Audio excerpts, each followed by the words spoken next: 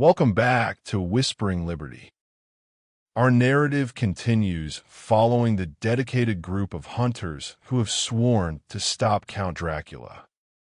In Chapter 15, armed with combined knowledge and fierce resolve, they began their active pursuit of the vampire through the labyrinthine streets of London, focusing their search on the critical boxes of earth Dracula brought with him. Now, as we delve into Chapter 16, the methodical, dangerous work of the group begins to pay off. Guided by Van Helsing, they start locating the properties where Dracula has hidden his vital lairs.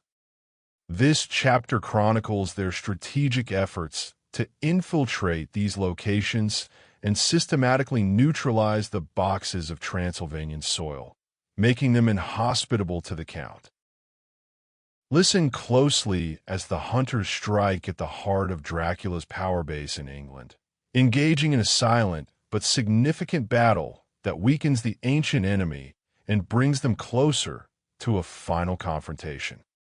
Join me now for Chapter 16 of Bram Stoker's Dracula. Chapter 16. Dr. Seward's diary continued.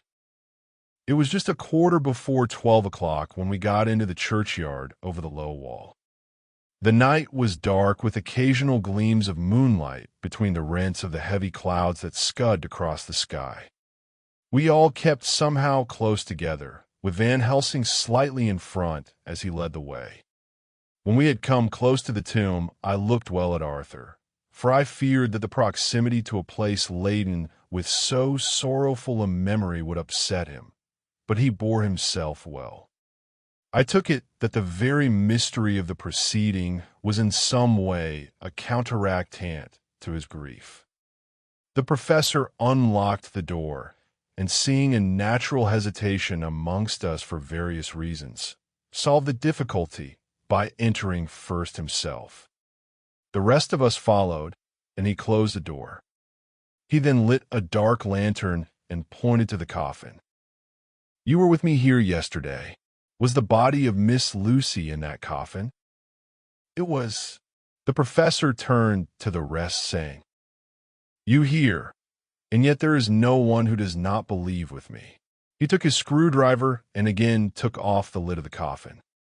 Arthur looked on, very pale but silent. When the lid was removed, he stepped forward. He evidently did not know that there was a leaden coffin, or, at any rate, had not thought of it.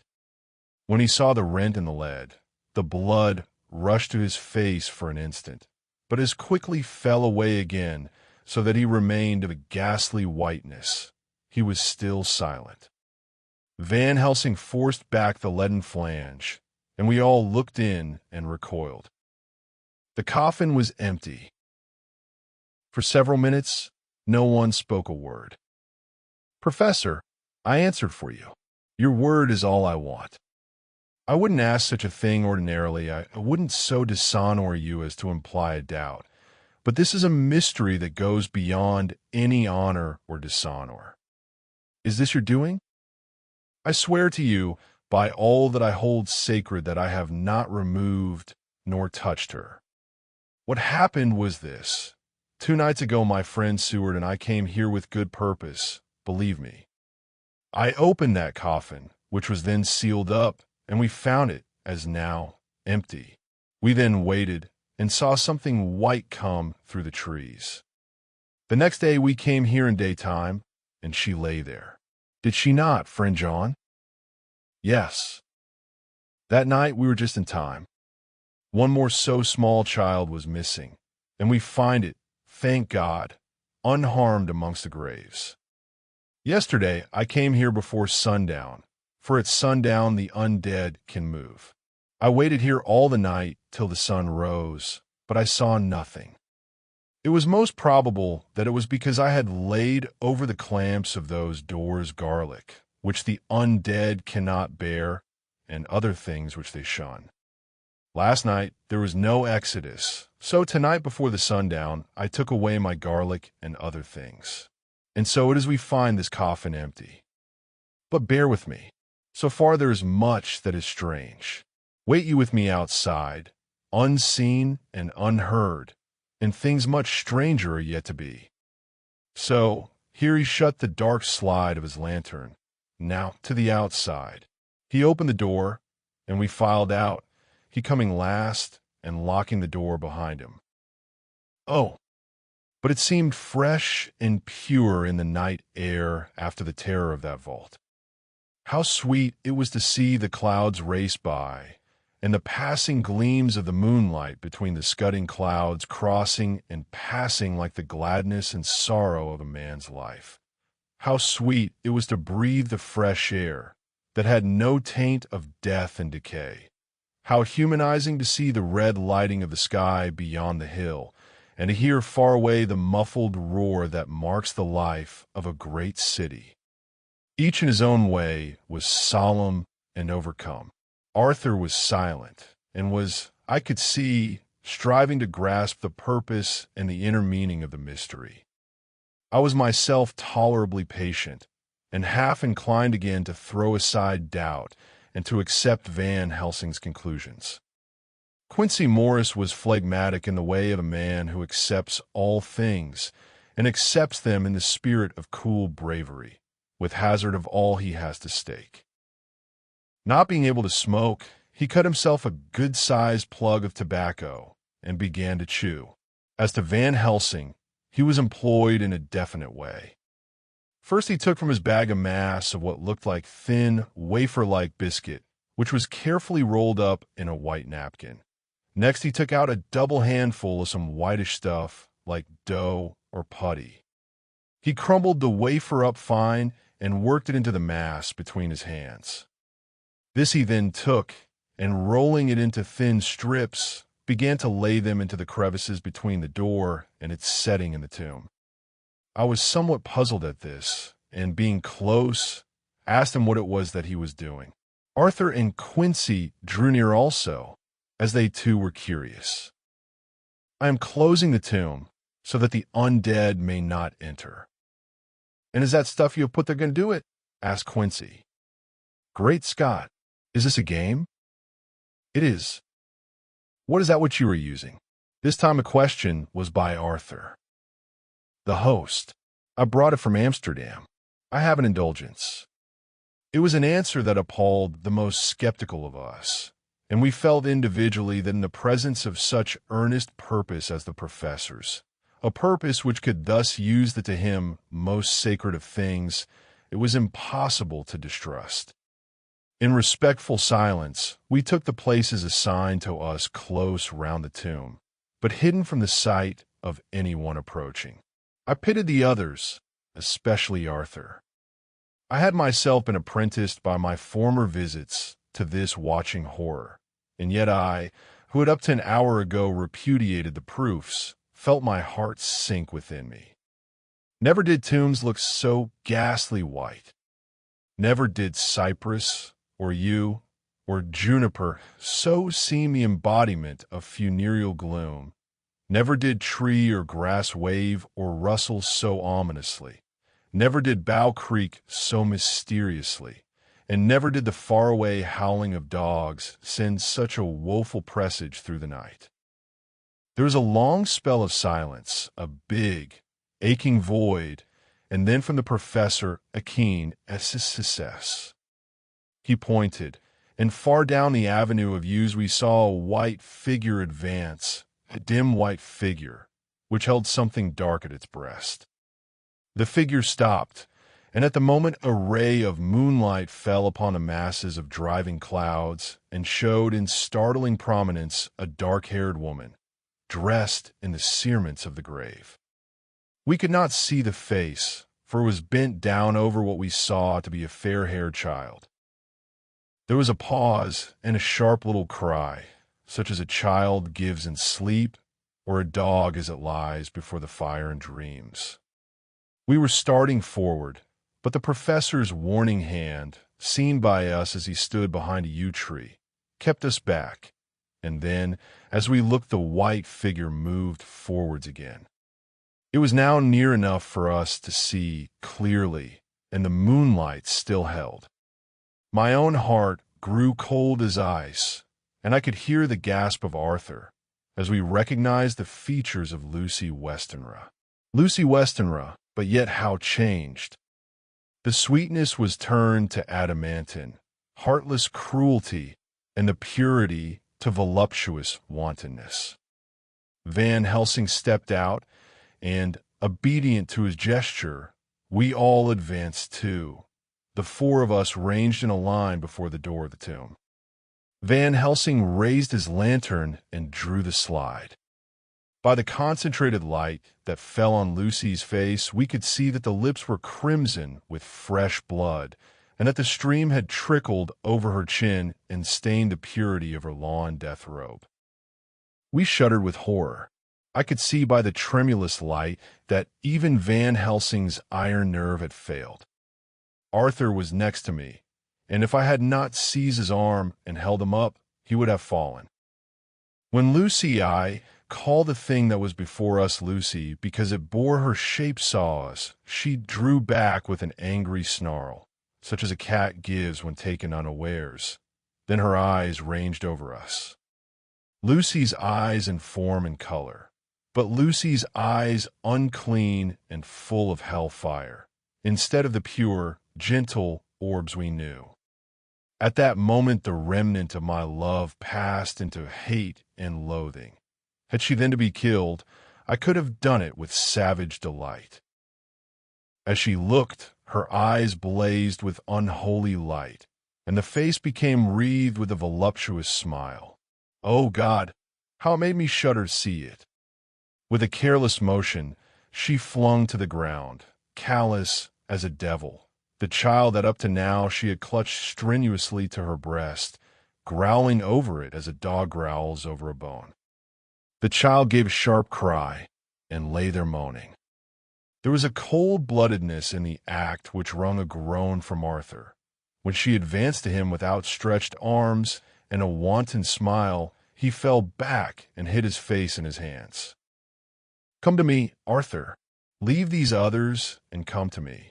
My arms are hungry for you. Come, and we can rest together. Come, my husband, come." There was something diabolically sweet in her tones, something of the tingling of glass, when struck which rang through the brains even of us who heard the words addressed to another. As for Arthur, he seemed under a spell. Moving his hands from his face, he opened wide his arms. She was leaping for them, when Van Helsing sprang forward and held between them his little golden crucifix. She recoiled from it, and, with a suddenly distorted face, full of rage, dashed past him as if to enter the tomb. When within a foot or two of the door, however, she stopped, as if arrested by some irresistible force. Then she turned, and her face was shown in the clear burst of moonlight and by the lamp, which had now no quiver from Van Helsing's iron nerves. Never did I see such baffled malice on a face, and never, I trust, shall such ever be seen again by mortal eyes. The beautiful color became livid. The eyes seemed to throw out sparks of hellfire.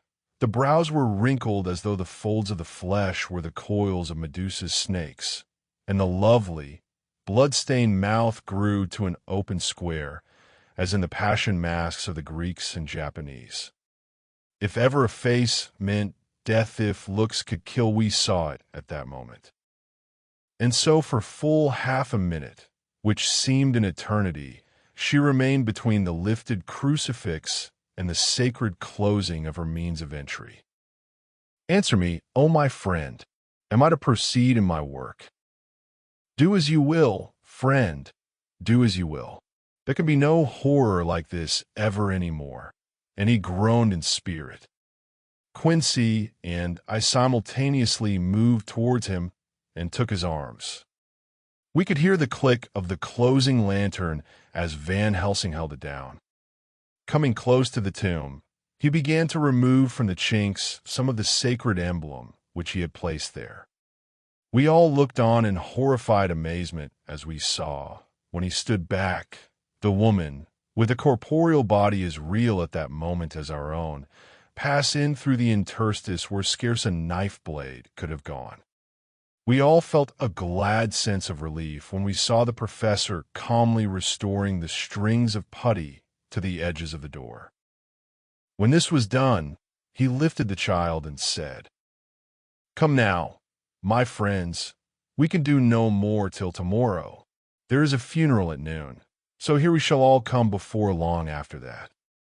The friends of the dead will all be gone by 2, and when the sexton lock the gate, we shall remain. Then there is more to do, but not like this of tonight. As for this little one, he is not much harm, and by tomorrow night he shall be well.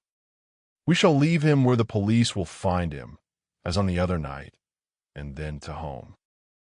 My friend Arthur, you have had a sore trial, but after, when you look back, you will see how it was necessary. You are now in the bitter waters, my child. By this time tomorrow you will, please God, have passed them, and have drunk of the sweet waters, so do not mourn overmuch. Till then I shall not ask you to forgive me. Arthur and Quincy came home with me, and we tried to cheer each other on the way. We had left the child in safety, and were tired, so we all slept with more or less reality of sleep. September 29th, night. A little before 12 o'clock, we 3, Arthur, Quincy Morris, and myself, called for the professor. Break time equals 0. 3s / it was odd to notice that by common consent, we had all put on black clothes. Of course, Arthur wore black, for he was in deep mourning, but the rest of us wore it by instinct. We got to the churchyard by 1:30 and strolled about, keeping out of official observation, so that when the gravediggers had completed their task and the sexton, under the belief that everyone had gone, had locked the gate, we had the place all to ourselves. Van Helsing, instead of his little black bag, had with him a long leather one, something like a cricketing bag. It was manifestly of fair weight. When we were alone and had heard the last of the footsteps die out up the road, we silently, and as if by ordered intention, followed the professor to the tomb. He unlocked the door, and we entered, closing it behind us. Then he took from his bag the lantern, which he lit, and also 2 wax candles, which, when lighted, he stuck by melting their own ends on other coffins, so that they might give light sufficient to work by. When he again lifted the lid off Lucy's coffin, we all looked at Arthur, trembling like an aspen, and saw that the body lay there in all its death beauty. But there was no love in my own heart, nothing but loathing for the foul thing which had taken Lucy's shape without her soul. I could see even Arthur's face grow hard as he looked. Is this really Lucy's body, or only a demon in her shape? It is her body, and yet not it. But wait a while, and you all see her as she was and is. She seemed like a nightmare of Lucy as she lay there. The pointed teeth, the blood-stained, voluptuous mouth which it made one shudder to see. The whole carnal and unspiritual appearance, seeming like a devilish mockery of Lucy's sweet purity. Van Helsing, with his usual methodicalness, began taking the various content from his bag and placing them ready for use. First he took out a soldering iron and some plumbing solder, and then a small oil lamp, which gave out, when lit in a corner of the tomb, gas which burned at fierce heat with a blue flame. Then his operating knives, which he placed at hand, and last a round wooden stake, some 2½ or 3 inches thick and about 3 feet long. One end of it was hardened by charring in the fire and was sharpened to a fine point. With this stake came a heavy hammer, such as in households is used in the coal cellar for breaking the lumps. To me, a doctor's preparations for work of any kind are stimulating and bracing, but the effect of these things on both Arthur and Quincy was to cause them a sort of consternation. They both, however, kept their courage and remained silent and quiet. When all was ready, Van Helsing said, "Before we do anything, let me tell you this. It is out of the lore and experience of the ancients and of all those who have studied the powers of the undead. When they become such, there comes with the change the curse of immortality. They cannot die, but must go on age after age, adding new victims and multiplying the evils of the world. For all that die from the preying of the undead becomes themselves undead and prey on their kind. And so the circle goes on ever widening, like as the ripples from a stone thrown in the water. Friend Arthur, if you had met that kiss which you know of before poor Lucy died, or again, last night when you opened your arms to her, you would in time, when you had died, have become Nosferatu, as they call it in Eastern Europe, and would all time make more of those undeads that so have filled us with horror. The career of this so unhappy dear lady is but just begun. Those children whose blood she suck are not as yet so much the worse. But if she live on, undead, more and more they lose their blood, and by her power over them they come to her. And so she draw their blood with that so wicked mouth. But if she die in truth, then all cease. The tiny wounds of the throats disappear, and they go back to their plays, unknowing ever of what has been. But the most blessed of all, when this now undead be made to rest as true dead, then the soul of the poor lady whom we love shall again be free. Instead of working wickedness by night and growing more debased in the assimilating of it by day, she shall take her place with the other angels. So that, my friend, it will be a blessed hand for her that shall strike the blow that sets her free. To this I am willing. But is there none amongst us who has a better right? Will it be no joy to think of hereafter in the silence of the night, when sleep is not?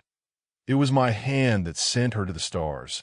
It was the hand of him that loved her best, the hand that of all she would herself have chosen, had it been to her to choose. Tell me if there be such a one amongst us? We all looked at Arthur. My true friend, from the bottom of my broken heart, I thank you. Tell me what I am to do, and I shall not falter. Brave lad, a moment's courage, and it is done. This stake must be driven through her. It will be a fearful ordeal, be not deceived in that, but it will be only a short time, and you will then rejoice more than your pain was great. From this grim tomb you will emerge as though you tread on air. But you must not falter when once you have begun. Only think that we, your true friends, are around you, and that we pray for you all the time. Go on, said Arthur hoarsely. Tell me what I am to do. Take this stake in your left hand, ready to place the point over the heart, and the hammer in your right. Then when we begin our prayer for the dead, I shall read him. I have here the book, and the others shall follow. Strike in God's name, that so all may be well with the dead that we love, and that the undead pass away. Arthur took the stake and the hammer, and when once his mind was set on action, his hands never trembled nor even quivered. Van Helsing opened his missal and began to read, and Quincy and I followed as well as we could. Arthur placed the point over the heart, and as I looked I could see its dint in the white flesh. Then he struck with all his might. The thing in the coffin writhed, and a hideous, blood-curdling screech came from the opened red lips. The body shook and quivered and twisted in wild contortions. The sharp white teeth champed together till the lips were cut, and the mouth was smeared with a crimson foam. But Arthur never faltered. He looked like a figure of Thor as his untrembling arm rose and fell, driving deeper and deeper the mercy-bearing stake, whilst the blood from the pierced heart welled and spurted up around it.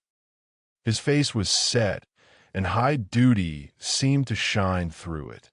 The sight of it gave us courage, so that our voices seemed to ring through the little vault. And then the writhing and quivering of the body became less, and the teeth seemed to champ and the face to quiver. Finally it lay still. The terrible task was over. The hammer fell from Arthur's hand. He reeled and would have fallen had we not caught him. The great drops of sweat sprang from his forehead, and his breath came in broken gasps. It had indeed been an awful strain on him, and had he not been forced to his task by more than human considerations, he could never have gone through with it. For a few minutes we were so taken up with him that we did not look towards a coffin.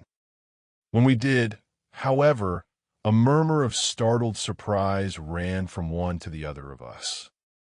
We gazed so eagerly that Arthur rose, for he had been seated on the ground, and came and looked too, and then a glad, strange light broke over his face and dispelled altogether the gloom of horror that lay upon it. There, in the coffin, lay no longer the foul thing that we had so dreaded and grown to hate, that the work of her destruction was yielded as a privilege to the one best entitled to it, but Lucy as we had seen her in her life, with her face of unequaled sweetness and purity. True that there were there, as we had seen them in life, the traces of care and pain and waste. But these were all dear to us, for they marked her truth to what we knew. One and all we felt that the holy calm that lay like sunshine over the wasted face and form was only an earthly token and symbol of the calm that was to reign forever. And now, Arthur, my friend, dear lad, am I not forgiven? Forgiven. God bless you that you have given my dear one her soul again, and me peace. He put his hands on the professor's shoulder, and laying his head on his breast, cried for a while silently, whilst we stood unmoving. And now, my child, you may kiss her. Kiss her dead lips, if you will, as she would have you to, if for her to choose. For she is not a grinning devil, now not any more a foul thing for all eternity.